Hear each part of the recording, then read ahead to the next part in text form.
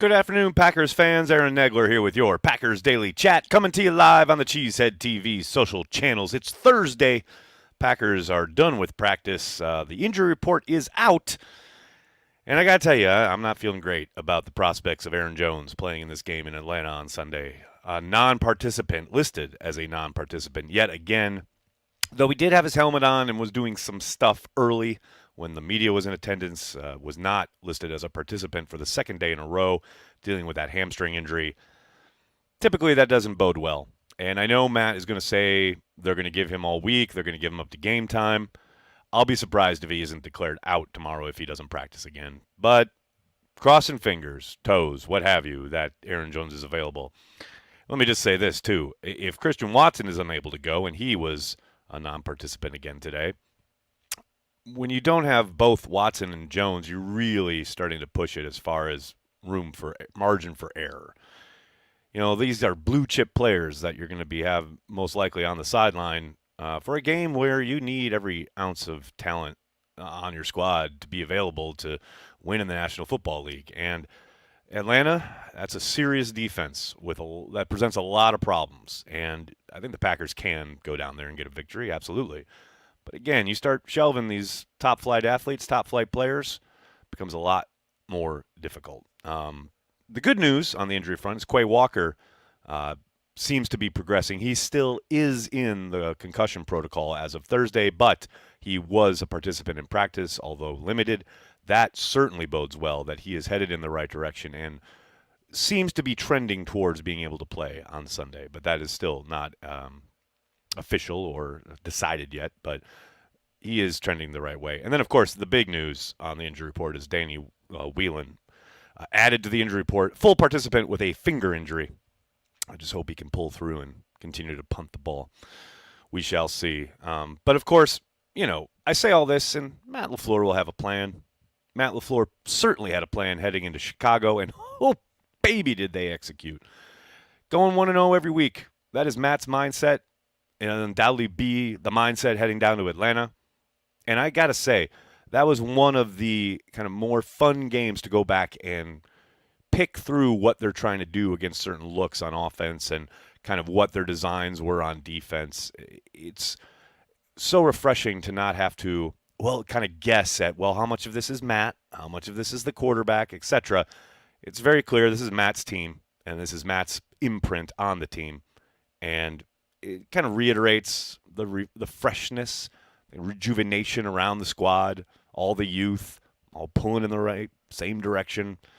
Just love the feeling around this team, even with the injury concerns. It's the NFL. Everybody's got everybody's dinged up. So shout out to Matt LaFleur, absolutely showing up in Week 1 after the last 2 years of not exactly having his team get off the bus. They certainly arrived and announced their presence with authority down in Chicago.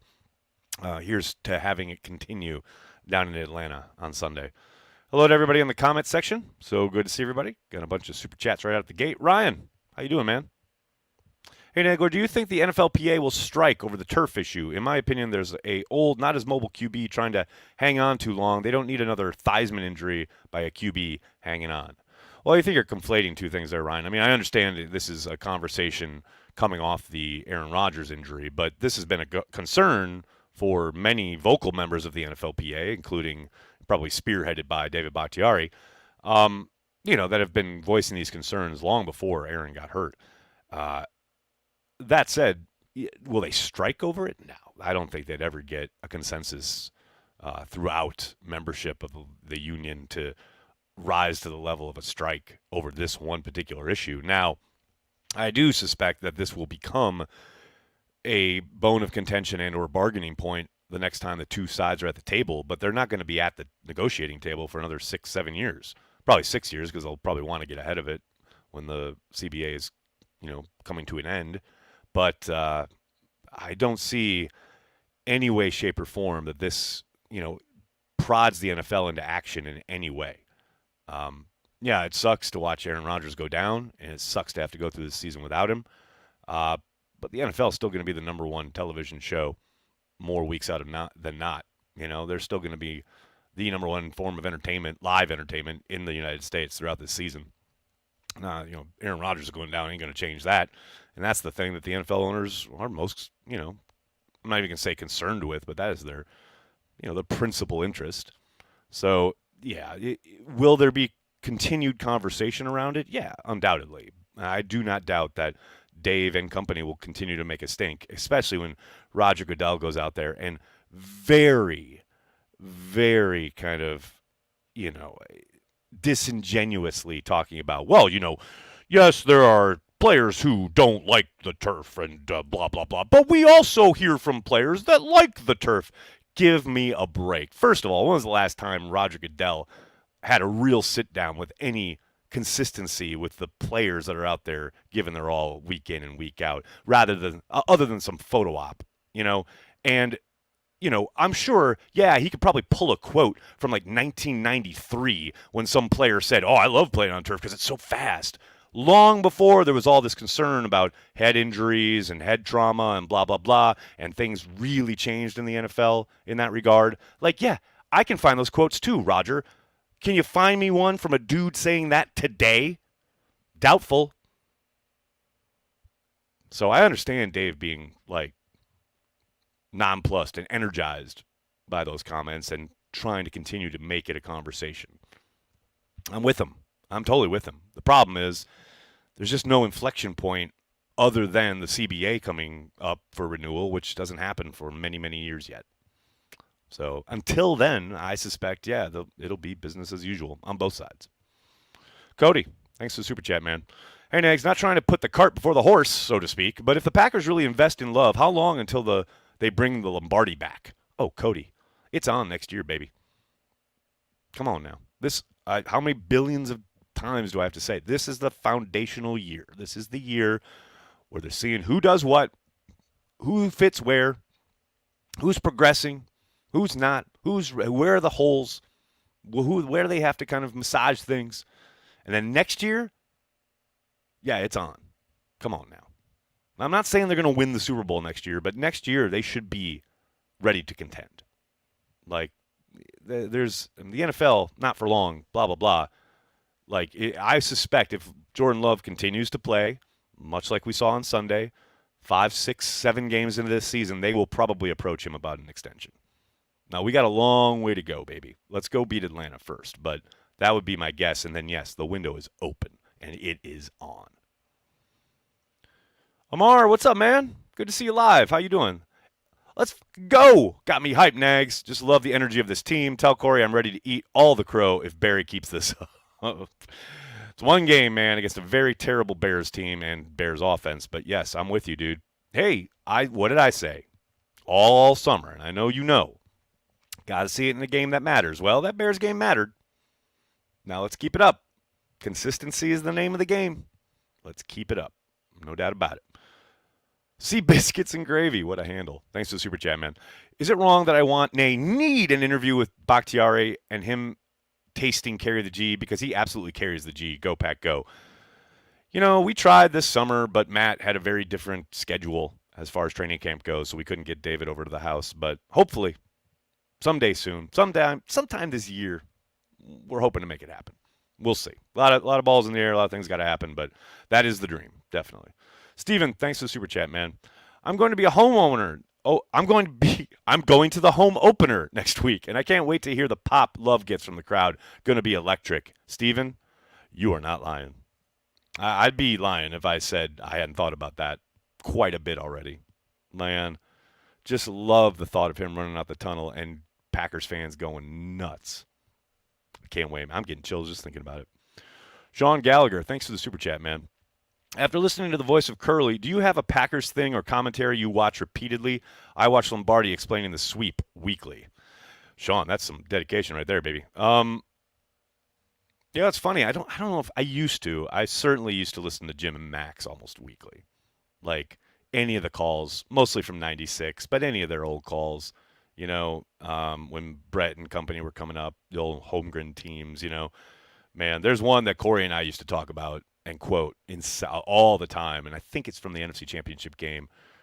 Edgar Bennett gets a big gain. There's a big hole for him to run through, and Jim Irwin says there's a hole big enough to run to the Super Bowl through, blah blah blah. And Yeah, mostly Jim and Max though. Like, and it's funny too because it's not even like calls of plays all the time. Like sometimes I just love old school calls from Max. Grab yourself an ice cold Miller, and Jim would be like kind of cover for Max because Max had had a few pops. Love that shit, man. Dustin, thanks for the super chat. Nags, we have a serious question. Where is BJ Raji? I mean, these are the questions, right? These are the things the Packers fans need to know. Who knows, man? Lost in the midst of time. Godsmack, thanks for the super chat, man. Thanks for sharing that audio clip of Curly Lambeau last night on transplants. That was a nice, unexpected treat. Hey, man, shout out to Steven for unearthing it and putting it on TikTok. UK Packers in the house. That was so cool. That is such a great piece of content. Man, Packers fans worldwide.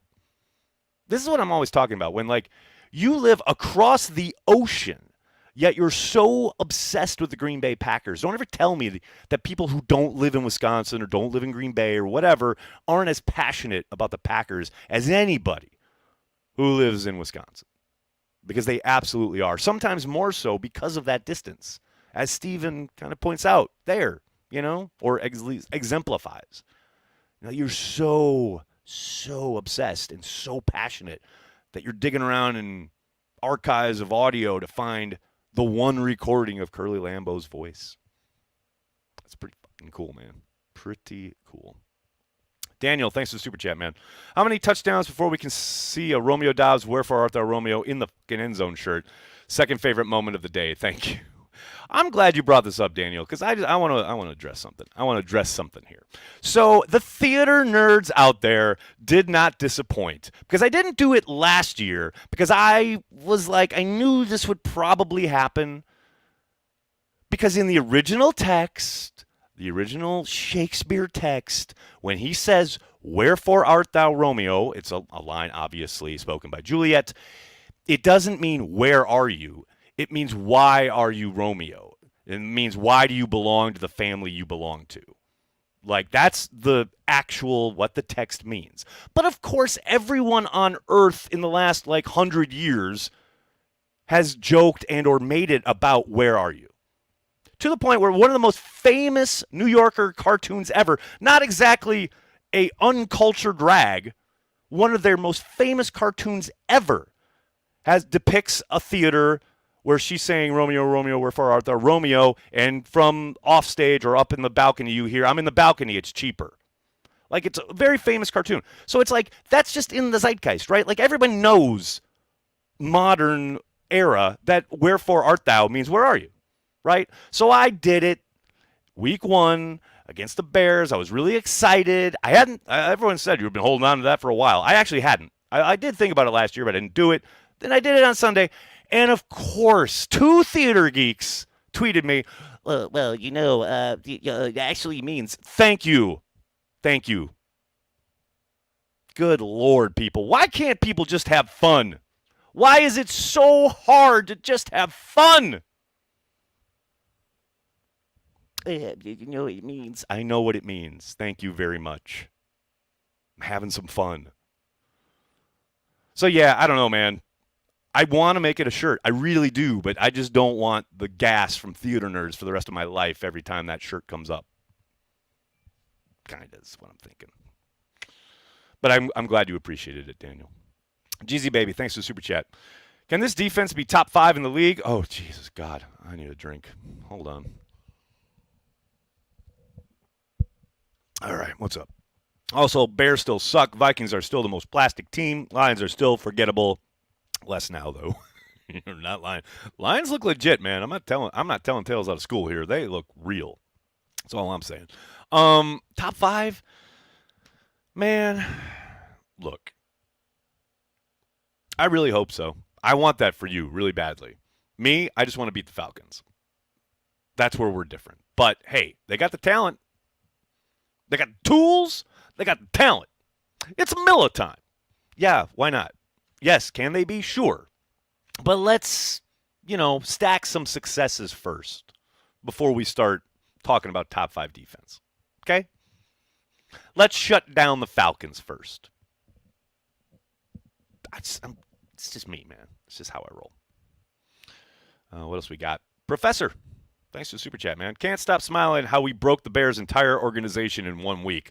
It's crazy, right? And what's hilarious is, like, we know their fans are idiots and, like, they don't know ball and whatever, but they are, like, doubling down on X about their ridiculous takes that they had all offseason. Like, they're squabbling amongst themselves, which is great enough, but then they're, like, trying to post clips where they clearly make it obvious that they don't know ball at all.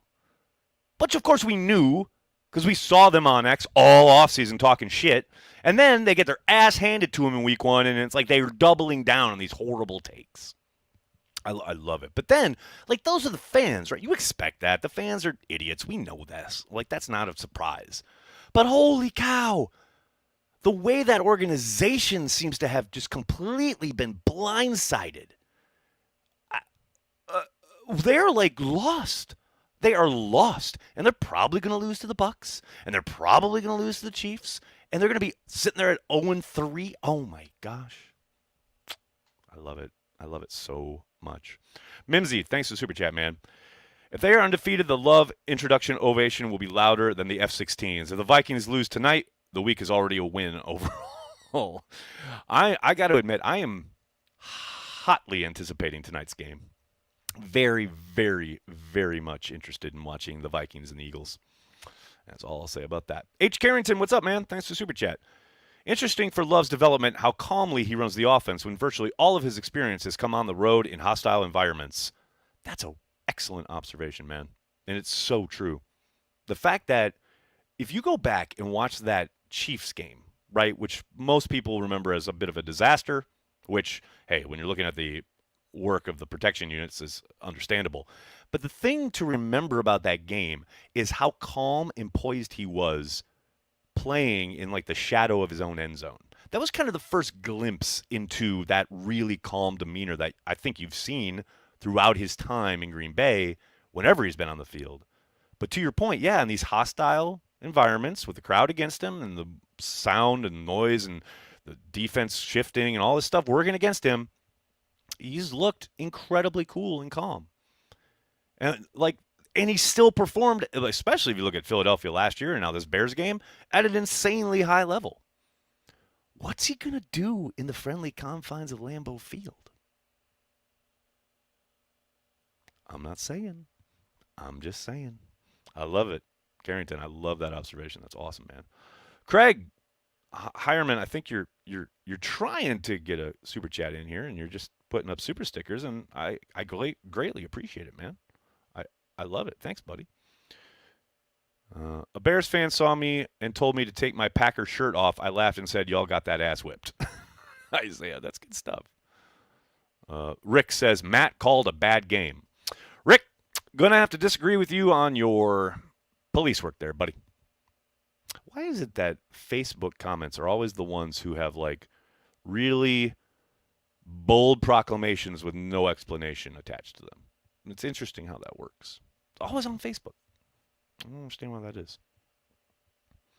Steven says, Arthur Smith and the Falcons will shut themselves down. I'm convinced he hates the fantasy football crowd so much that he hinders his own offense. I saw the exchange that he had regarding, I think it was targets for one of his players. I can't remember exactly what it was, but then, like, the whole fantasy community was a bit up in arms and about all that, because he did mention, like, let the fantasy nerds worry about that or what have you. I don't think he's doing it to spite the fantasy community. I really don't. I think he is just a dry as hell. Matt talked about it yesterday, like his 1 year in Tennessee with Arthur Smith, talking about what a dry sense of humor he has and how kind of what a great person he is, but also, like, no nonsense, etc. Yeah, I don't think he's doing it specifically to, throw it in fantasy players' faces at all. Oh. Tony, Packer owner from El Paso. What's up, man? How you doing? Good to see you. Facebook is the baby pool. Accidental hero. Now be nice. Facebook is great. I'll tell you what's great about Facebook. For all the consternation and hand-wringing outside and all the nefarious shit that Meta and Facebook have done throughout their entire history, which they certainly have, and I'm not dismissing it, it did allow my mom and then now my dad to connect with their grandkids. And it's like that simplistic. Like, yes, there's all sorts of untoward bullshit around attendant nonsense around the platform, right? But people joke about how it's like for the olds or whatever, and it's like, yeah, it is, and it allows them to stay connected to the youngs. Like my dad gets to see all the accomplishments and all the milestones that my girls are going through because of Facebook. It's pretty dope. So, I don't completely dismiss it. Do I think the Packers can stop the run versus Atlanta? Callum, that's a good question. It's a huge, huge question. And I think they'll be okay when Atlanta's trying to run some of the more straightforward stuff between the tackles, what have you. Where I think it's going to get interesting and could be troubling is when Atlanta starts getting outside the tackles and starts running some of the pitch, pin and pull, some of the stuff where they get these backs, on the perimeter. Two really talented backs, by the way. Yeah, that's where it's going to be tough. I think the Packers, for the most part, did a good job against Chicago, but this is a whole nother ball game. This is a whole different approach that Atlanta takes. And I think Atlanta obviously wants to run the ball. There's no doubt about that. They are a very different team in third and long where they can't block to save their life. Like if the Packers get Atlanta in third and long situations, they are going to wreck Atlanta's offensive line. Like there's zero doubt. Like that's not even a question. But, they keep ahead of the sticks, which is going to be their goal. Yeah, they're going to be a major problem. No problem. Next, if Watson plays, do they air it out more? Yeah, maybe a little bit. I don't think a ton more.